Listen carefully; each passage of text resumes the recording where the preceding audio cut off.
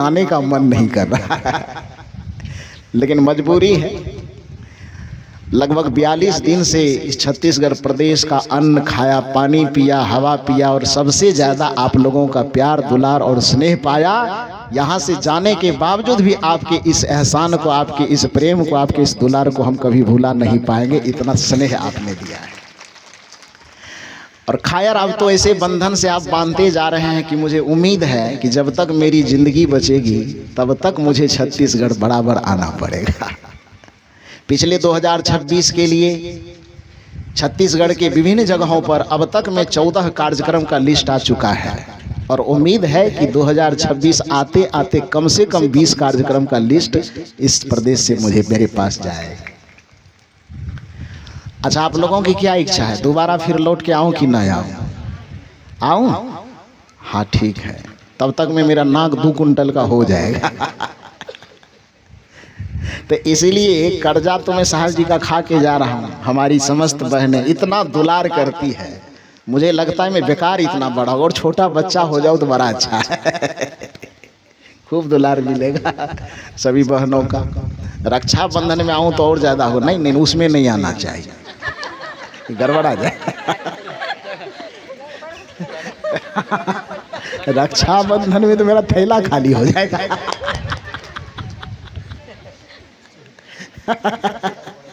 हाँ, ये तो गड़बड़ हो जाएगा। बहुत बहुत आभार आप सबों का। तो कहने का ये अर्थ है कि आप ये साहब लोग कहे कि कर्जा खिलाए हैं तो बात बनती है, लेकिन आप लोगों का भी फिलहाल कर्जा नहीं खाया हूं, इसलिए मैं जो पूछ रहा हूं तो उसको प्रेम से उधर से बोल दीजिए। तो बचपन में पढ़े हैं फूलों से हंसना सीखो। तो केवल सुनने के लिए, पढ़ने के लिए किताब में पढ़े थे कि जीवन के लिए भी पढ़े थे? तो यदि आप पढ़े हैं आप बचपन में, तो अपने जीवन की इस अमूल्य संपदा को कभी जाने मत दीजिएगा। किसी भी चीज के लिए, किसी भी व्यक्ति के लिए और हर चीज गंवा दीजिएगा, लेकिन अपने चेहरे की मुस्कुराहट, अपने मन की प्रसन्नता को किसी के गुलाम नहीं होने दीजिएगा कि किसी की वजह से आपके चेहरे की मुस्कुराहट खत्म हो जाए, किसी की वजह से आपके हृदय की प्रसन्नता खत्म हो जाए। ऐसा वजह किसी को मत बनाइएगा, बल्कि फूलों की तरह हमेशा मुस्कुराते रहिएगा। फूलों से नित हंसना सीखो, भौरों से नित गाना, तरू की झुकी डालियों से सीखो शीश झुकाना, दूध तथा पानी से सीखो मिलना और मिलाना। सीख हवा के झोंकों से लोगों, अरे केवल रामायण से थोड़े सीखा जाता है, खाली वेद और पुराण शास्त्र से ही थोड़े सीखा जाता है। यदि आदमी का दिल और दिमाग जिंदा हो तो प्रकृति खुली किताब है। ये पूरा ब्रह्मांड एक खुला पुस्तकालय है। पूरे ब्रह्मांड की घटित होने वाली किसी भी घटना को आप देखो और उससे प्रेरित होकर के यदि कुछ सीख लो तो शायद वेद और शास्त्र के पास कभी जाने की जरूरत भी नहीं पड़ेगी और मुक्ति का रास्ता आपको मिल जाएगा। ये हमारी परंपरा में सिखाया गया है। दत्तात्रेय का नाम आप लोगों ने सुना है, हालांकि कहानी दूसरा कहने जा रहे थे, फूट रहा है दूसरा, लेकिन उसको याद रखिएगा वो पिछले वाला को कि क्या कहने वाले थे। हमारी परंपरा में दत्तात्रेय का नाम आप लोगों ने सुना है। ब्रह्मा जी के अत्रि मुनि के पुत्र माने जाते हैं। सती अनुसुईया और अत्रि ऋषि नाम सुने हैं कभी कि नहीं सुने हैं? सुने हैं, रामचरितमानस पढ़े होंगे तो सुने होंगे। तो अत्रि मुनि और सती अनुसुईया के पुत्र का क्या नाम है? थोड़ा जोर से बोलिए। आप कहेंगे कबीर साहब के आप चेला है, अत्रि मुनि कहाँ से ले आए? अध्ययन करते तो सब चीज भी आता है। तो दत्तात्रेय अपने जीवन में 24 गुरु किए, लेकिन वह गुरु किसी व्यक्ति को नहीं बनाए, बल्कि प्रकृति में घटने वाली हर एक घटना को देख करके वह प्रेरित होते थे और जिससे प्रेरित होते थे उसी को वह गुरु मान लेते थे। अब सोचिए कि हम यहाँ बैठे हुए हैं कि बिना वेद पढ़े मुक्ति नहीं होगी। कबीर साहब इसके खिलाफ थे। कबीर साहब इसीलिए कहते थे कि इस मुक्ति के लिए, शांति के लिए, कल्याण के लिए वेद का मुंह हमेशा मत देखो। इसलिए जो घरों बना रहे तो पंडित जी से पूछेंगे लगन कब निकल रहा है, मुहूर्त कब निकल रहा है, विवाह करें बेटी का तो मुहूर्त कब निकले, बेटी हमारी दहेज हम देंगे, दामाद हम लाएंगे, और कुछ हम करेंगे, व्यवस्था हम करेंगे, और दीन तय करने वाला तीसरा आदमी काहे होगा? हम का अंगूठा छापा है? इतना जो पढ़े लिखे हैं वो सब कहाँ चला गया पढ़ाई लिखाई? कबीर साहब इसीलिए कहते हैं कि हर एक काम के लिए तू वेदों का, शास्त्रों का, पोथियों का, पुराणों का मुंह क्यों देख रहा है भाई? प्रकृति एक खुली किताब है, उसको पढ़ो ना, उनकी घटनाओं को देखो। तुम जब दूसरे के ऊपर में दीन तक पूछने के लिए निर्भर हो जाते हो तो तब आदमी को शोषण करना बड़ा आसान हो जाता है, क्योंकि आपकी बुद्धि का वो IQ लेवल टेस्ट कर लेता है कि इस आदमी को अपना घर बना रहा है, चौखट किधर लगाना है, खिड़की किधर लगाना है। इस पैकेट में पैसा तो कमा लिया है, लेकिन इतना भी अकल इसको नहीं आया कि खिड़की किधर देना है, दरवाजा किधर देना है, चौखट किधर देना है, बाथरूम किधर देना है, किचन किधर देना है, ये पता नहीं हमसे पूछने आया है। तो इसको लूटना बड़ा आसान हो सकता है। बौद्धिक शोषण, आर्थिक शोषण, चारित्रिक शोषण, जिस भी तरह का शोषण उसे करना होता है, उंगली के इशारे पर नचा करके आपसे शोषण कर लेता है। करता है कि नहीं? कभी ग्रह के नाम पर, कभी शनि टेढ़ा हो गया, कभी मंगल टेढ़ा हो गया, कभी शनि की दिशा बिगड़ गई, तो कभी गुरु शुक्र में प्रवेश कर गया। क्या गजब बात करते हो यार। सब दिन एक जैसा है, सब रात एक जैसी है। आदमी का कर्म बिगड़ जाए। राम जी के लिए कौन ग्रह में घुस गया था, जो जब मिलने वाला था राजगद्दी, मिल गया वनवास? कौन ग्रह टेढ़ा हो गया? और ग्रह टेढ़ा हो गया तो पंडित जी सब कहाँ चला गया था? श्मशान घाट। कि सब पंडित को मिल करके जाकर के लगन ग्रह थोड़ा सुधारना चाहिए था, ताबीज उबीज देना चाहिए था कि राम जी की दशा कम से कम सुधर जाती, जंगल नहीं जाना पड़ता। फिर भयंकर दुख जो आना था, दशरथ जी को मरना नहीं पड़ता। दशरथ जी की तीनों पत्नी अर्थात श्री राम जी की जो तीनों माताएं थी, उसको जवानी में विधवा न होना पड़ता। दशरथ जी के प्राण न छूटते, वन राम जी को जाना न पड़ता, सीता जी का हरण न होता। और फिर ये जो रावण बेचारे को साले साल में एक बार जलना पड़ता, वो भी जलने की नौबत नहीं आती। रावण के पूरे खानदान का नाश ही ना होता, सारा झंझट खत्म। एक चीज में मामला फिट हो जाता कि पंडित जी को बुला के थोड़ा गढ़ लगन ठीक करवा दिया जाता कि ठीक कर दो, राम जी का वनवास किसी तरह टल जाए। लेकिन टाल पाया? टाल पाया क्या? इससे प्रमाणित क्या होता है? प्रमाणित यही होता है कि दीन कोई खराब नहीं होता, ग्रह कोई खराब नहीं होता, लगन नक्षत्र कोई खराब नहीं होता, आदमी का कर्म खराब होता है। और जब आदमी का कर्म खराब हो जाए तो फिर कोई दुनिया दीन सब अपने जगह पर धरा का धरा रह जाता है। कबीर साहब इसीलिए कहते हैं सब दिन हो तन एक समान। कर्म के कारण अच्छा दिन भी बुरा बन जाता है और बुरा दिन भी अच्छा बन जाता है। सब दिन हो तन एक समाना। एक दिन राजा रामचंद्र गृह चढ़ के जात विमाना। एक दिन उनको वनवास भयो, दशरथ तजे पराना। सब दिन होत न एक समान। एक दिन राजा हरिश्चंद्र गृह कंचन भरे खजाना। एक दिन भरे डोम घर पानी, मरघट गहे निशाना। सब दिन होत न एक समाना। एक दिन अर्जुन महाभारत में जीते इंद्र समाना। एक दिन भीलन लुटी गोपिका, वही अर्जुन वही बाना। सब दिन होत न एक समाना। एक दिन बालक भये गोदमा, एक दिन भये सयाना। एक दिन चिता जले मरघट में, धुआं जात असमाना। सब दिन होत न एक समाना। कहत कबीर सुनो भाई साधु, यह पद है निर्वाणा। जो यह पद को अर्थ लगावे, पहुंचे मूल ठिकाना। सब दिन होत न एक समान। दिन अच्छा और बुरा नहीं होता, व्यक्ति का कर्म अच्छा और बुरा होता है। कर्म अच्छे बुरे होने पर ही उसका भाग्य का अच्छा होना और बुरा होना निर्भर करता है। इसलिए दीन को सुधारने के फेरा में पंडित जी से जंतर मंतर लेने के चक्कर में कभी मत पड़ना, बल्कि सत्संग और सदगुरु का शरणागति होकर के अपने कर्म को सुधारने का प्रयास करना, विचार को सुधारने का प्रयास करना। जगत में आप जहां भी जाएंगे सब दिन आपके लिए शुभ होगा, हर घड़ी आपके लिए शुभ होगा। इस बात को ध्यान में रखना है। तो मैं कह रहा था कि प्रकृति एक खुली किताब है, जिसको पढ़ने वाला व्यक्ति कभी वेद शास्त्रों का मोहताज नहीं होता। दत्तात्रेय की चर्चा चल रही थी। दत्तात्रेय ने पूरे प्रकृति को अपना गुरु बनाया। जैसा बचपन में पढ़ाया गया हम लोगों को, फूल को गुरु बना लो और हंसना सीख लो। धरती को गुरु बना लो और इससे सहनशीलता सीख लो। जल को गुरु बना लो, उससे तरलता सीख लो। दत्तात्रेय ने भी यही काम किया कि किसी व्यक्ति को, किसी ग्रंथ को अपना गुरु नहीं बनाया, बल्कि प्रकृति की घटने वाली घटना को उन्होंने गुरु बनाया। और घटना का जिक्र तो नहीं करूंगा, एक घटना का जिक्र मैं करता हूं जो आपकी और हमारी दृष्टि में सामान्य बात हो सकती है। दत्तात्रेय के लिए वो मुक्ति का मार्ग कैसे खोल देता है, सुनिए। सुनाऊं? इजाजत है? इजाजत है तो सुन लीजिए। एक सामान्य सी घटना, दत्तात्रेय जी रास्ते से जा रहे थे। जाते जाते अचानक उसको शायद गर्मी लगी हो या प्यास लगी हो, एक पीपल के वृक्ष के नीचे वो बैठ गए। संजोग से जहां पर वह बैठे थे उसी के बगल में अपने दरवाजे पर या आंगन में एक माता जी चूरा कूट रही थी। चूरा कूटना समझते हैं? चूरा समझते हैं? क्या कहते हैं उसको? चिवड़ा कहते हैं। पोहा जिसका बनाते हैं, पोहा कहते हैं, फोहा कहते हैं, पोहा। हाँ,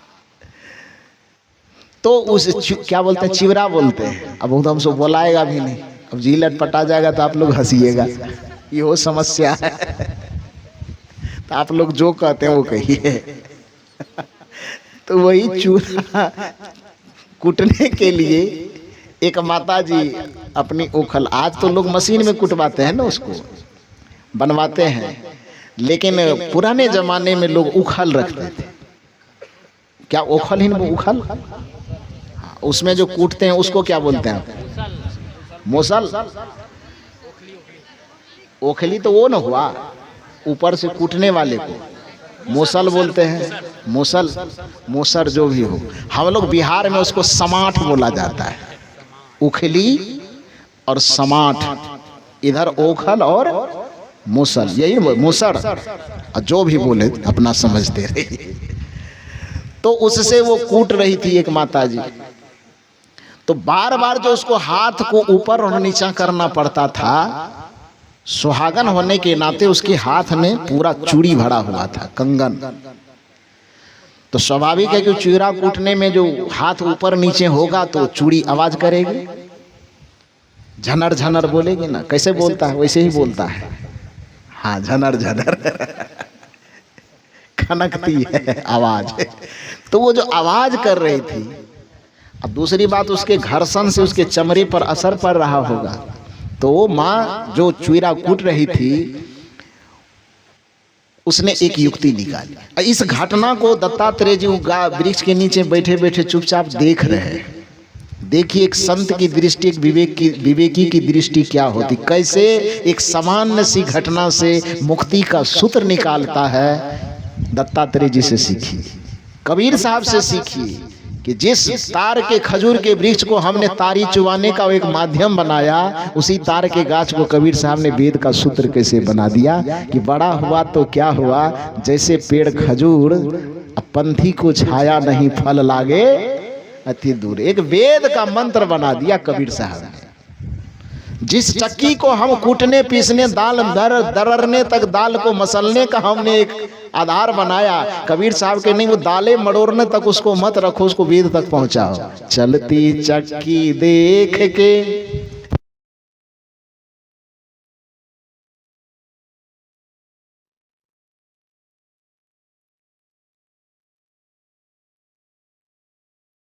कट जाएगी। जोर से बोलो, बोलिए सदगुरु भगवान की। हाँ, अब की बार जय बोल दे, भगवान आ गया ना इसमें। तो मैं निवेदन कर रहा था कि दत्तात्रेय जी इस घटना को जैसे देखते हैं, एक नया सूत्र निकालते हैं और बार बार उसको चुपचाप देख रहे हैं। तो वो माता जी जो चूड़ा कूट रही थी, चूड़ियाँ खनक रही थी हाथ में, उससे एक तो आवाज हो रही थी और दूसरा चमड़े पर घर्षण पड़ रहा था। तो वो माता जी करती क्या है कि अपने हाथ की सभी चूड़ियों को खोल करके वो बाहर निकाल देती। चूंकि सुहागन है तो हाथ की सभी चूड़ियाँ खोल भी नहीं सकती, तो जितनी चूड़ियाँ उसके हाथ में थी सब चूड़ी को निकाल करके एक चूड़ी को सुहाग का प्रतीक होने के नाते उसे हाथ में रहने दिया और उसके बाद फिर वह चूड़ा कूटना आरंभ की। इससे क्या हो गया, समाधान क्या निकला कि चूड़ा कूटने का काम भी जारी है और चूड़ी से जो झंझनाहट की आवाज होती थी वो आवाज क्या हो गया, बंद हो गया। दत्तात्रेय जी जैसे इस घटना को देखते हैं उससे मुक्ति का एक सूत्र निकालते हैं, कि उपाय निकालते हैं, और वेद की ऋचा वहां से प्रस्फुटित होती है दत्तात्रेय जी के जीवन में। वो खुशी से झूमने लगे और झूमते झूमते अपने कुटिया में आए और कहा, पुकार करके कहा कि आज मुझे मुक्ति का उपाय, मुक्ति का मंत्र मिल गया है। लोगों ने पूछा क्या मिला? कहा मुक्ति का मंत्र यही मिला कि एक चूड़ा कूटने वाली माता थी, उसके हाथ में चूड़ी झनर झनर की आवाज कर रही थी, ऊपर नीचा हाथ करने के क्रम में, तो मैंने देखा कि उस आवाज को, झंझट को, झंझनाहट को खत्म करने के लिए उसने हाथ की सभी चूड़ियों को निकाल करके बस एक चूड़ी को अकेला कर दिया। तो बस लोगों ने कहा कि इसमें कौन सा युक्ति मिल गया आपको? दत्तात्रेय ने कहा कि इसमें मुझे युक्ति यह मिली कि जैसे विभिन्न चूड़ियों के बीच में रह करके एक चूड़ी भी सबकी टकराहट से, घर्षण से आवाज करती है, खनकती है, उसी तरह से हमारी एक आत्मा भी विभिन्न भोग विषय और इंद्रियों के संपर्क में रहने से ये दुख का आवाज, चचियाहट की आवाज, पीड़ा और परेशानी की आवाज करती है। जैसे वह माता ने अपने हाथ से समस्त चूड़ियों को खोल करके एक एक करके अलग कर दिया और एक चूड़ी को अकेला कर दिया तो उसकी आवाज खत्म हो गई, उसकी झंझट खत्म हो गई। उसी तरह से जो साधक ध्यान करके, भजन करके, साधना करके, सत्संग करके अपने मन से, अपने इंद्रियों से, अपने बुद्धि की वृत्तियों से, अपने मन की लंपटताओं से आत्मा को अलग कर देगा, आत्मा को अकेला कर लेगा, वो जन्म मरण के बंधन से सदा सदा के लिए मुक्त हो जाएगा और आवागमन के चक्र से छूट जाएगा। यही उपाय मैंने पाया। जैसे सभी चूड़ियों के बीच से एक चूड़ी को अकेला निकल दिया जाए तो झंझनाहट खत्म हो जाएगी। सदगुरु कबीर की भाषा में कहें, संतो घर में झगड़ा भारी, रात दिवस मिली उठी उठी लागे, 5 ढोटा एक नारी। ये घर का जो झगड़ा है, ये घट का जो झगड़ा है, मन और इंद्रियों के जो विषय में फंसे होने के कारण मन इंद्रियों का जो झगड़ा इस आत्मा को सहना पड़ रहा है। दत्तात्रेय जी कहते हैं कि जिस तरह से सभी चूड़ियों को निकाल करके बस एक चूड़ी को बचा करके रख लिया गया, उसी तरह से मन, वाणी, इंद्रियों से अपने आप को मुक्त करके जिस दिन आत्मा को अकेला कर लिया जाएगा और आत्मा को स्वरूपस्थ कर लिया जाएगा, मन इंद्रियों से परे कर लिया जाएगा, उस दिन आदमी मुक्ति को पा जाएगा, शांति और गति को पा जाएगा। यही जीवन का लक्ष्य है, यही मानव जीवन का उद्देश्य है। तो कहने का ये मतलब है कि हमें यदि सीखने का बोध प्राप्त हो तो हम प्रकृति में किसी भी जगह से सीख सकते हैं। इसके लिए हमें संत का के शरणागत होना, संत से परख दृष्टि प्राप्त करना परम आवश्यक है। ये कहानी कहना नहीं था, ये तो बीच में आ गई। जो कहानी कहना था वो तो छूट गया ना, तो उसको छोड़ ही दूं कि उसको पूरा कर दूं? वो कहानी कह दूं चूंकि 5:15 बजने चला है। ये कहानी बोलूं कि छोड़ दूं, आप लोग बताइए। बोल दूं? 5 मिनट इंतजार कर सकते हो तो कर लो। तो इसको मैं कह रहा था, मैं क्या कह रहा था कि संत के शरण में आने वाले व्यक्ति का भय इतना समाप्त हो जाता है कि काल भी उसको विचलित नहीं कर सकता, उसको भटका नहीं सकता। कैसे? तो रामचरितमानस का एक उदाहरण मैं आप लोगों को सुनाना चाह रहा था। सुनने की इजाजत आपने दी कि सुनाइए, तो मैं सुना रहा हूं। रामचरितमानस की वह कथा आप जानते हैं कि विभीषण रावण के नगर में रह रहा है। रावण यहाँ काल का प्रतीक है, क्योंकि वो काल का ऐसा रूप है कि चलत दशानन डोलत धरनी की बात कही जाती है कि दशानन का प्रकोप इतना ज्यादा है कि वो धरती पर जिधर से गुजर जाते हैं तो लोग थरथरा जाते हैं। तो इसलिए रामचरितमानस में उसको काल का प्रतीक माना गया। उस काल की नगरी में रह करके विभीषण जी बड़ा भयकंपित रहते थे, थरथराते रहते थे। भगवान का नाम लेने तक में भी कहता उसको डर लगता था। लेते भी थे तो छुप छुप करके लेते थे, कहीं कोई देख न ले, सुन न ले, और ये शिकायत कदाचित रावण के पास पहुंच गई तो हालत खराब कर देगा। संजोग की बात हुई। देखिए, एक बात और ध्यान रखिए, यह कथा इस चीज को भी सिद्ध करती है कि कुछ लोग कहते हैं कि हम बिना संत के शरण में आए भी भक्ति कर लेंगे तो काम चल जाएगा। बिना संत के शरण में आए, बिना गुरु के शरण में आए, भगवान का नाम लेंगे, माला जपेंगे, टीका लगाएंगे, मंदिर में जाएंगे, पान प्रसाद चढ़ाएंगे, काम चल जाएगा। ये कहानी यह सिखाती है कि आप चाहे पूजा पाठ धर्म के नाम पर कुछ भी कर रहे हो, लेकिन बिना संत से युक्ति जाने, बिना गुरु के शरण में यदि आप करते हैं तो भगवान का नाम लेना भी आपको भय से मुक्त नहीं कर सकेगा, आपको डर से मुक्त नहीं कर सकेगा। आप कह सकते हैं कैसे? तो आप यह कथा सुनिए और समझने का प्रयास कीजिए। विभीषण रावण के नगर में रह रहा है, वो भगवान का नाम ले रहा है कि नहीं ले रहा है? पहले से ले रहा है ना, लेकिन भगवान का नाम कितना भी लेने पर वो रावण के डर से मुक्त हो सका है? डर से थर थर करता है कि नहीं? तो भगवान का नाम, भगवान की पूजा, भगवान का माला जपना या भगवान का चिंतन करना उसको भय से मुक्त कहां कर पाया? नहीं कर पाया ना। फिर मुक्त कब हुआ? जब संत की संगति मिली। संत कौन? हनुमान जी मिली ना। अब हनुमान जी को देवता मत बना दीजिएगा। वो रामचरितमानस में लिखा हुआ है कि पुण्य पुंज बिन मिलहि न संत। विभीषण ही ने कहा है कि आज मेरे पुण्य का उदय हो गया, हे हनुमान आप जैसे संत का दर्शन हुआ। अब भरोस मोहि है भय हनुमंता, अब पुण्य पुंज बिन मिलहि न संता। यही ने कहा विभीषण जी, अब मेरे सामने आ गए तो हे हनुमान, अब मुझे बड़ा भरोसा हुआ हृदय से कि आप आ गए हैं तो कुछ अच्छा होगा, क्योंकि पुण्य पुंज बिन मिलहि न संता। तो हनुमान जी को वहां देवता की श्रेणी में विभीषण नहीं रखा है। किस श्रेणी में रखा है? थोड़ा जोर से बोल दीजिए। संत की श्रेणी में रखा है। अब भरोस मोहि भय हनुमंता, अब पुण्य पुंज बिन मिलहि न संता। हनुमान जी हम लोगों के कैटेगरी में, आप लोग जबरदस्ती उसको मंदिर में खड़ा कर दिए। हाँ, रामचरितमानस कहता है वो संतों की श्रेणी में, अखंड बाल ब्रह्मचारी। और रामचरितमानस में भी उसको संत कह करके ही पुकारा गया है। तो विभीषण कहते हैं कि आज मुझे संत का दर्शन हो गया। इसका मतलब यह है कि हनुमान के दर्शन से पहले भी विभीषण राम जी के भजन कर रहे थे कि नहीं कर रहे थे? पूजा पाठ माला जब जो भी करता हुआ करते थे, लेकिन डर से, भय से, पीड़ा से, परेशानी से भगवान का नाम लेने के बाद भी उससे उसको मुक्ति नहीं मिली। जब हनुमान का साक्षात्कार हुआ, यानी एक संत का दर्शन हुआ, यानी एक संत की शरणागति मिली, जो अभी आपको मैंने शायरी में कहा कि मशहूर होना पर मगरूर न होना, दौलत के नशे में कभी चूर न होना, जीवन में चाहते हो सदैव सफलता और शांति, तो संतों के चरण से कभी दूर न होना। इतना दिन से विभीषण दूर था एक संत से, आज पहली बार उसको संत का दर्शन होता है।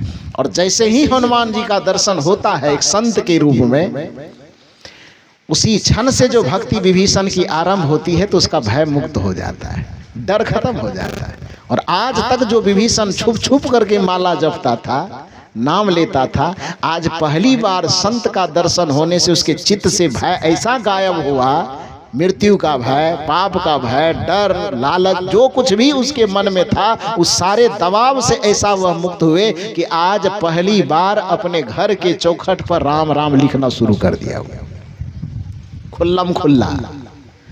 दोनों चौखट पर, एक चौखट पे लिखा राम, दूसरे पे भी लिखा राम। गुप्तचर जो बेचारा देख रहा था, फटी आंख से देखा, दौड़े दौड़े गया रावण के पास, महाराज अनर्थ हो गया। आज तक तो केवल गुप्त सूचना मिलती थी कि विभीषण आपके खिलाफ है, आपके दुश्मन का नाम जपता है, लेकिन आज तो बातें खुल्लम खुल्ला हो गई। क्या खुल्लम खुल्ला हुआ? आपके अपने चौखट पर आज लिखित कर दिया है राम और राम।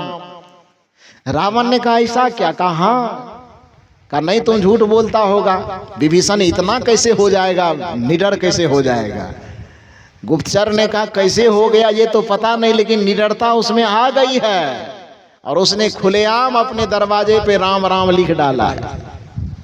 रावण ने कहा कि मैं यकीन नहीं करूंगा। गुप्तचर ने कहा नहीं यकीन होता तो आप खुद चल करके देख लीजिए, प्रत्यक्षम किम प्रमाणम, प्रत्यक्ष को प्रमाण की क्या आवश्यकता है। रावण आते हैं, अपने रथ से उतरते हैं, जैसे दरवाजे को देखते सचमुच में विभीषण के दरवाजे पे राम राम लिखा हुआ था।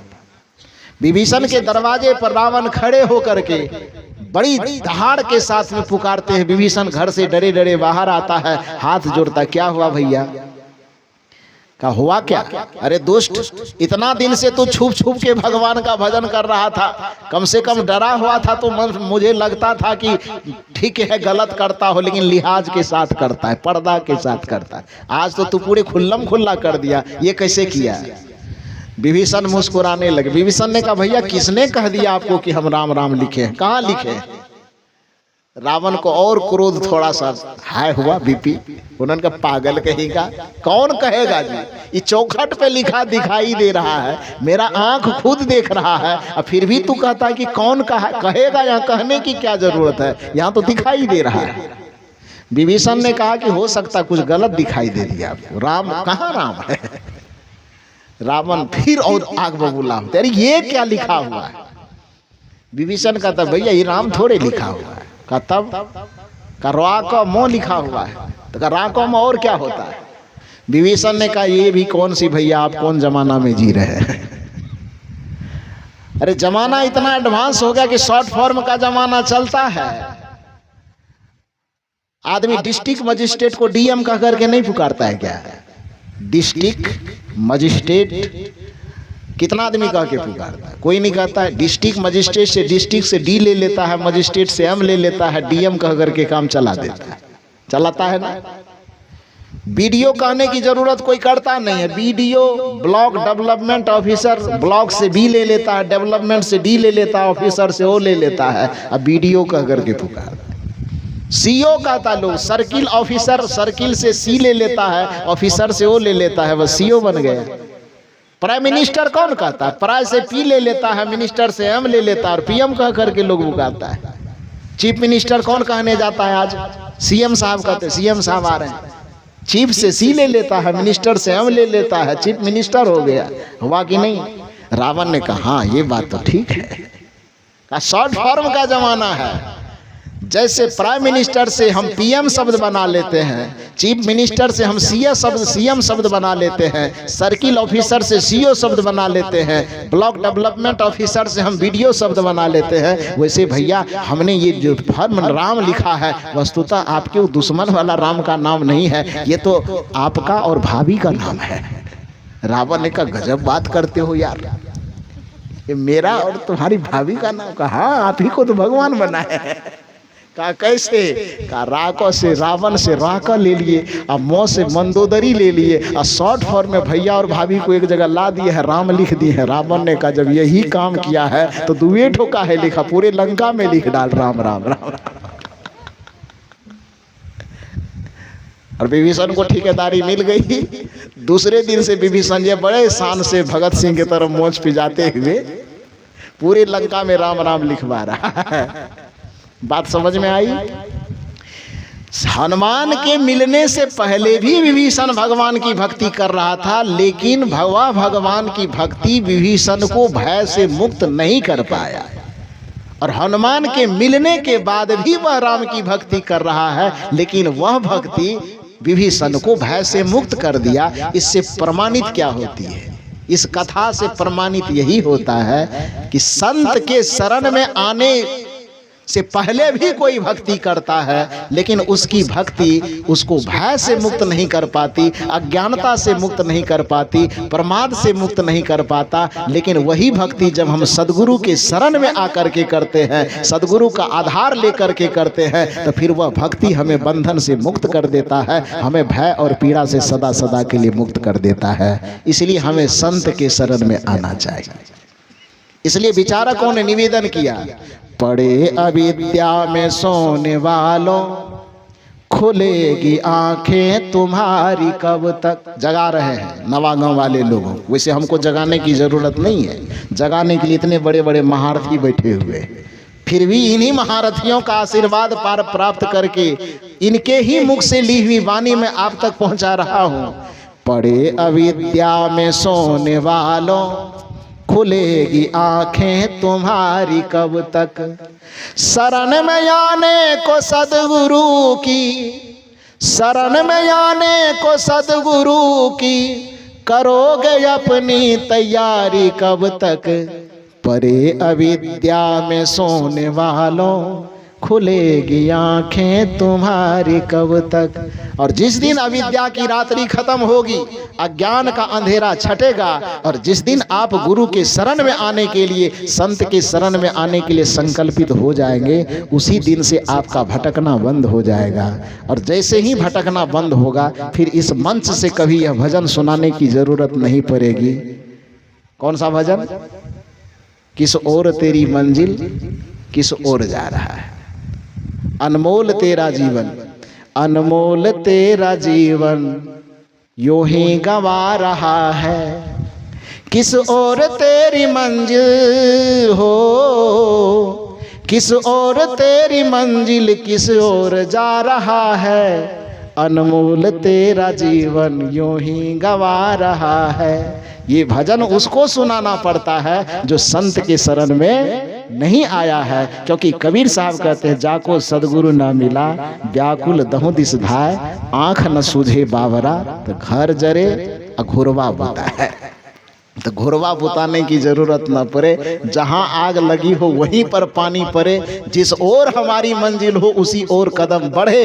इसके लिए हमें निष्कपट भाव से सदगुरु संत के शरण में आना चाहिए और उनके मार्ग निर्देशन में अपने जीवन का हर एक कार्य व्यवहार संपादित करना चाहिए। व्यवहारिक और पारमार्थिक दोनों जीवन को सिद्ध करना चाहिए। आप लोगों ने इतना शांतचित्त होकर मेरे विचारों को श्रवण किया, इसके लिए आप सबों के प्रति हृदय से आभार प्रकट करते हुए आप लोगों को बहुत बहुत साधुवाद देता हूँ, बहुत बहुत धन्यवाद देता हूँ। साथ ही मंच पर विराजमान हमारे जितने संत गुरुजन हैं, इधर पर हमारी साध्वी बहनें सब बैठी हुई है, सबका स्नेह, सबका प्रेम, सबका दुलार मुझे इतना मिलता है कि बोलने में, आप लोगों से मिलने में थकावट तो इतनी होती है पूछो मत। वो तो रात में जब बिछावन पर हम अकेले जाते तब पता चलता है। लेकिन आप लोगों का दुलार, आप लोगों का स्नेह, आप लोगों का प्यार हमारे लिए वो एनर्जी की तरह काम करता है। ऊर्जा खत्म भी हो जाती है तो इतना एनर्जी भरता है कि वो पूछिए मत। आप लोगों का स्नेह, आप लोगों का प्रेम, आप लोगों का आशीर्वाद इसी तरह मेरे ऊपर बरसता रहे। दोबारा छत्तीसगढ़ आऊं ना आऊं तो एक अलग मामला है। आऊं तो भी अच्छा, ना आऊं तो भी अच्छा, लेकिन इतना जरूर अपेक्षा रखूंगा कि आप लोग जो ये मुस्कुराहट, आप लोग जो हृदय का ये उद्गार दिए हो, इसमें कभी कमी मत करना। आऊं ना आऊं यहीं से उद्गार वो बरसाते रहना।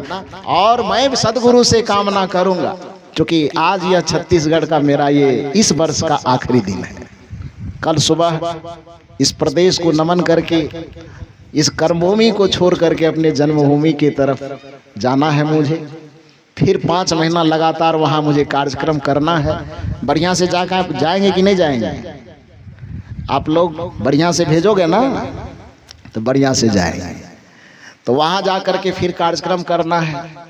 छत्तीसगढ़ में जो मेरा ये लगभग 42 दिन का मौका गुजरा है, दिसंबर से लेकर के अभी तक में, इन क्षणों में यदि मुझसे बोलने में, कुछ करने में, कुछ चलने में और कोई भी तरह की कोई त्रुटि हो गई हो, तो मैं आप लोगों से उम्मीद करूंगा कि आप लोग मुझे क्षमा करेंगे। करेंगे कि नहीं करेंगे? बिल्कुल करेंगे। अरे करना, बिल्कुल करना। माँ हो तो बेटा समझ के कर देना, बहन हो तो भाई समझ के कर देना, इधर कोई बुजुर्ग हो तो अपना बेटा समझ के कर देना, भाई समझ के कर देना, मित्र समझ के कर देना। किसी न किसी भांति चाहे जैसे माफ कर सको वैसे माफ कर देना, लेकिन कर देना जरूर। तो बहुत बहुत साधुवाद देते हुए, खाली नीचे वाले से माफी नहीं मांग रहे, ऊपरों वालों से मांग रहे हैं। सब लोगों से जिसके साथ भी किसी तरह का कोई थोड़ा ऊंच नीच का व्यवहार हो गया हो, जानबूझ करके तो किया नहीं, फिर भी हो सकता है, तो सबके प्रति हाथ जोड़ करके क्षमा याचना कि कोई दिल पर अपनी कोई उस तरह का बात नहीं रखेंगे, क्योंकि जिंदगी कब किसकी चली जाए कहना मुश्किल है। सदगुरु श्री अभिलाष साहब जी की पंक्ति है, 2 दिन की जिंदगी में मत दाग तू लगाना, चलना संभल संभल के, माया नगर यही है। एक साधक होने के नाते संभल संभल करके चलने की तो कोशिश की जाती है, लेकिन हो सकता है मानवीय चरित्र होने के कारण भूल बस, कुछ ऐसी नादानी बस, कुछ ऐसा व्यवहार, कुछ ऐसी वाणी निकल जाए, तो उसके लिए क्षमा याचना करते हुए सभी पूज्य साध्वी बहनों एवं हमारे सभी संत गुरुजनों के चरणों में सादर सादर नमन वंदन करते हुए दर्शक दीर्घा में विराजमान जो बाएं पक्ष में हमारे देवतागण बैठे हुए हैं और दाएं पक्ष में हमारी देवियांगण बैठी हुई है, उसके हृदय मंदिर में विराजमान परमात्मा को सादर नमन वंदन करते हुए और इस नवागांव की पावन धरा पर आदरणीय हमारे महेंद्र बाबू, उनके सुपुत्र, उनकी धर्मपत्नी, उनकी बेटियां, उनकी बहनें, उनके भाई, सब लोगों ने मिल करके इस पवित्र भूमि पर आने का जो मुझे अवसर प्रदान किया, उसको भी बहुत बहुत साधुवाद धन्यवाद देते हुए एक बार मैं चाहूंगा कि इस पूरे परिवार के लिए जोरदार ताली बजाकर उसका अभिनंदन कीजिए। उस पूरे परिवार को बहुत बहुत साधुवाद है, बहुत बहुत धन्यवाद है। मुझे अभी तक ये पता नहीं कि मुझे बुलाया किसने, क्योंकि आप जान लीजिए कि कुछ लोगों को लगता है कि साहब जी से हमारी बातचीत होगी और साहब जी से कार्यक्रम ले लिया जाएगा। ऐसा नहीं होता है।